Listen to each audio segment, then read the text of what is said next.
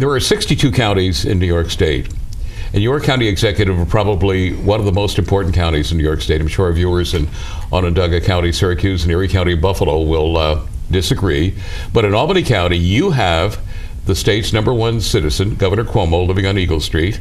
You have the capital city of the Empire State, Albany, New York, part of the historic Hudson River, the Port of Albany, the New York State Capitol Building, the New York State Senate here, the New York State Assembly here, the South Mall and the Empire State Plaza, the Bishop of Albany, Roman Catholic Diocese, one of the largest dioceses in New York State is here. That's a lot in one county.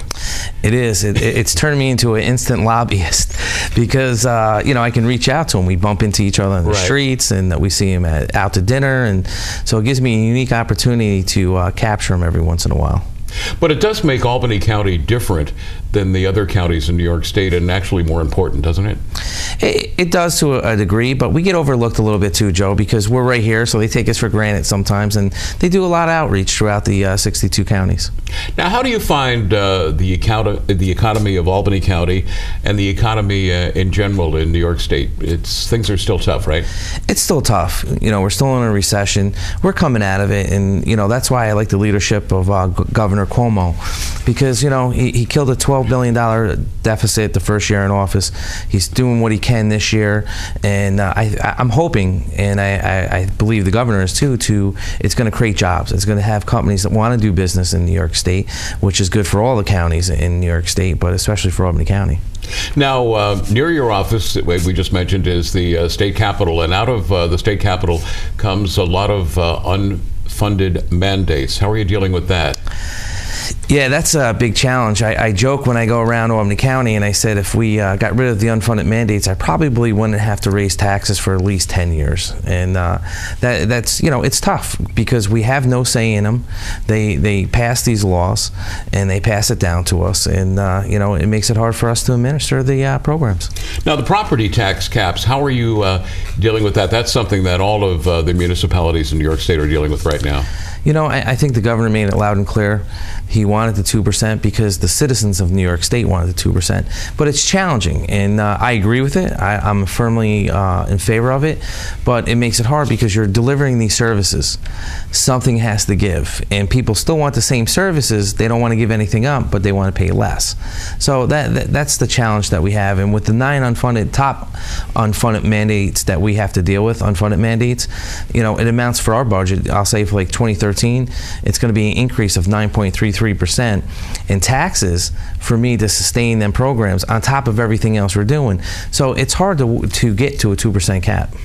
Now, one of the things that all municipalities are dealing with is the pensions of current and former employees, and that's getting to be a bigger challenge because people are living longer now. Yes, they are, and which is good. That's a good thing. That is a good thing. I'm not going to knock that. It does. It makes it challenging, and they have different programs in place. Like at the controller, you can amortize your pensions, which saves you money. So, say our bill this year, I think it was like 13.8 million, or no, actually, it would have been like 21 million. So instead of paying 21 million, we end up paying 13 million. But that money gets pushed to the future. And the problem with that is, eventually we're going to have to pay it, and the interest that the controller gives us is like 4.7. If we did it ourselves, which we can't under the law, we could get a cheaper rate and save money. But yeah, it's a challenge for ourselves here in Albany County, and I imagine across the state of New York. Now, what about Medicaid issues in New York State, and in particular in your office?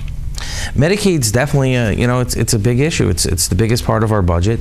It's going to amount to $65 million this year, and I have to remind the constituents or the taxpayers of Albany County that we're in essence our tax levy at 2% only levies. It means we can raise 1.6 million for 2013 off our tax levy. Our tax levy is 82 million, somewhere in that neighborhood.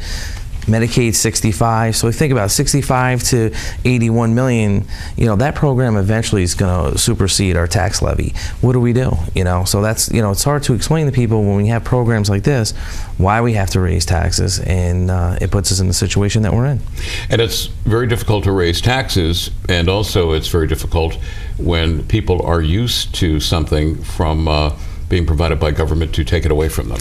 Absolutely. They don't want to give up what they feel they're entitled to. But something across the board has to be cut, and cap these programs. You know, I love the cap. I hope the Senate and Assembly this year will cap the unfunded mandates. And if they cap them at 2%, we can all get there. But they don't, you know, and I joke, someone said to me, what's your ideal job? Is this your ideal job? Which it is. But I joke and I said, I'm going to run for Senate or Assembly. And they said, why? And I go, because I'm going to run. And I said, I'll never get primaried. I'll win every election, no problem. And they said, how are you going to do that? And I said, I'm going to promise every 16-year-old kid in this, you know, in Albany County that when they turn 16, that municipality has to buy them a car for free. And I go, that's an unfunded mandate. And I go, I don't care how they pay for it because it's not coming out of my pocket, you know. And that's in essence all these different programs that we have to deal with. You know, that's what they say. They come up with these great laws. I just hope that when they come up with them, they pay for them. Now, you're a public relations person. Mary Rozak knows my wife. She's sitting off to the side, and she will understand this. This is a question that my wife told me to ask you today. Okay. Why the heck would you want this job? You know, your wife has asked you that too. Yes, it was. You know, the hardest thing was, you know, I was a fireman for over 19 years. Right. I gave up my pension. I had to convince my wife, you know, why I want this job, and you know, but I liked the challenge. You know, I said anyone can be a ship captain in a storm, but not too many people can get that ship back into dock. Okay. And that's what I find challenging. I said, if we are especially in Italy. Yes, especially in Italy with the ice. You're right. But I look at it this way, Joe. I said the challenging thing is that what Albany County is going to look like for the future. You know, we have to rewrite the rule book. You know, we have to pull the tree out of the ground and replant it, and that's what I find interesting. These challenging times, you know, and we can get there. I think Americans are at their best when we're down and out. And that's what I love about the challenge of this job. Now, you know, being a fireman, rushing into fires, you know, it's you know, people say, why do we do that? You do it because that's what you love. And being 12 years in the legislature, the last 2 years as chair, I saw how we could turn this around. And having a true partnership with the Albany County Legislature and Chairman Sean Morris, that I saw a unique opportunity that we can stop a lot of the petty politics and do what's right for the people we represent. Now, you're also a member of the New York State Army National Guard, right? Yes, I am. And 22 years and counting. And you've been in combat. Yes. Would you talk about that a little bit and what you learned? I learned this every day. You were in Afghanistan, right? No, I was in Iraq. Oh, Iraq, I'm sorry. I was in the slums of Baghdad. But I can tell you, you know, I can tell you this.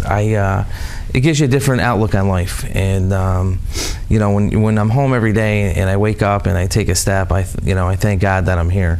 And you know, you think of what you went through with your troops and being homeless. I don't mean to underscore this, but it's you know, I look at the job ahead of me, though it can be stressful at times. I say at least no one's trying to shoot me or blow me up that I'm aware of, Joe. There's probably some people out there trying, but it makes it that much easier, you know, in trying to do what's right for the people of Albany County. You know, we did a radio show recently, and you said when you came back to the United States, you really appreciated the country more than you ever had before. I think the best thing for people is to get out of their element, and you know, like you say, you get complacent and you're used to your routine in life, and you don't look at the opportunities around you. And when you go away and you come home, you see you see the world a little bit differently, and you see the opportunities that are in front of you. And I got to tell you, going away, and not to sound corny, but you know, going away to war and then coming home, people are like, well, why would you give up your pension? Why don't you get your pension, look at office? And I said, you know what? You don't know how long you're on this world for. Take advantage of what's in front of you. Pursue your dreams, you know, and don't be, well, I shoulda, coulda, woulda. And you know, so when I see this opportunity, I say to everybody, you know, if you see something, grasp for it, take it, because without taking the chance, you'll never know. Now, the county executive, it's a term that we hear all the time, but lots of times people, you know, in Syracuse or Buffalo watching today, as well as Albany, will say, gee, okay, county executive, what actually does the county executive do? What do you do? You know, the funny part is going around knocking on doors. They're like, well, what do you guys do? We have a county executive, and I chuckle. And we've been kind of we're like a silent partner. Okay. And we're a conduit. You know, we collect the sales tax revenue within your county, and we you know, we put it out to the different municipalities. And you know, so I would say, what a county executive, we're the chief financial officer for the county. We do the day-to-day day-to-day operations. We I have to present a budget by March 15th or I think 14th of every year, and come up with a capital program, and kind of like the cheerleader. That's why I'm looking at it for Albany County, to attract companies here, to direct them why they should live here in Albany County, and promote Albany County, and make us #1 out of the 62 counties. Okay, this is a question I asked you on radio, and I'll ask you again on television. In Albany County, you have Governor Cuomo's police department, the state police, Mayor Jennings' police department, the Albany police, your police department, the Albany County Sheriff's Department, the federal police at our federal buildings, including the Albany VA Hospital. Mayor Grenier has the Bonanza Police Department. The town of Colony has their police department. Amtrak has police, which patrol our railroad tracks and trains in Albany County. Then you have police departments in Cohoes, Waterville, and Ravenna. Who's in charge here? We need more firemen, Joe, I think, by you saying that. That's a good question. Who trumps who? It's probably the FBI trumps everybody, or the CIA, but Right. you talk to the state police, they feel they trump everyone. The Albany police can't go outside the city of Albany. The sheriff's department can go all over the county. Right. So there is an overlaps, and I can tell you this: my relationship with Sheriff Apple, him and I have talked, and we're actually looking to consolidate a lot of that, and get more bang for your buck. Right now we're working on a consolidation of 911 with the city of Waterville, Cohoes. We're bringing the town of Bethlehem into it, the Ravenna, Queens, and what it will do in Albany is that you'll centralize dispatching, which will give you better continuity. But in the city of Cohoes, this year amounts to a $500,000 savings. Waterville to $160,000. So I mean, the savings is there, but it's like trying to get someone to give up their fiefdom, because who wants to give up their dispatchers? Who wants to give up their police? And our state, and if you listen to the governor, his message was, look at upstate New York. And if I get this wrong, I apologize to the governor's people. I think he says it's 10,748 towns and villages switch their lights on every day. We have to look at things like that differently, and he's right on. And that's why part of the thing is, I feel that my job's going to be is doing some consolidation, shared services, and with the police, we're going to start with the dispatchers and the police, and eventually maybe even the firemen. And we had the storms and the earthquakes near the end of the summer, the beginning of the autumn. And one thing that came out was in 2012 that it's a generational thing. The older generation gets their emergency news by radio, television, and or dealing with the police departments. The younger generation gets the information over the web, social media, and Facebook. And you guys learned a lot. Are there changes taking place in Albany County and throughout New York State as far as how to handle emergencies? Absolutely. If because being part of the New York Army National Guard, I'm in the safety unit. So one of our jobs is every time there's a natural disaster around the state of New York, we respond to it. Right. So I got called up. We responded down to Uniondale. We put all our forces down there. The governor moved all the military down there, thinking that's where we're going to get hit. Well, what happened is we got hit up north. So here we are, we got hit in Albany. Are you prepared? And I think they learned on the state, us on the military, and as well as Albany County, what we need to get more prepared with. And we actually got a grant from, I believe, Homeland Security, and we're running a commercial. We actually did it over the weekend, Cast and Call. It's a $300,000 grant. Right. That's not any of our taxpayers' money from Albany County that is going to educate the public. We're going to run commercials and just say, look, we found out through a survey, 17% of our residents were highly prepared. Well, what about the other, 83%? So looking at them, we have to educate them. And how do you get to them? And I said this, the good thing about producing this commercial is we can YouTube it. And that's how we're going to get the younger kids. Facebook it, Twitter it. Just get it out there, through public service announcements, through the villages and towns, to let people know to be prepared. And one of the things we found is, the power goes out in hill towns on a bad windstorm. So they were out with power for a while through the storm, but backup generators, stuff like that. Being more prepared, having more shelters, identifying them now. We looked at doing a reverse 911. I think this city of Waterville does it for snow emergencies. We need to step it up in the county and do the same thing. I was just going to ask you in general, how will people be notified if we get a repeat this year?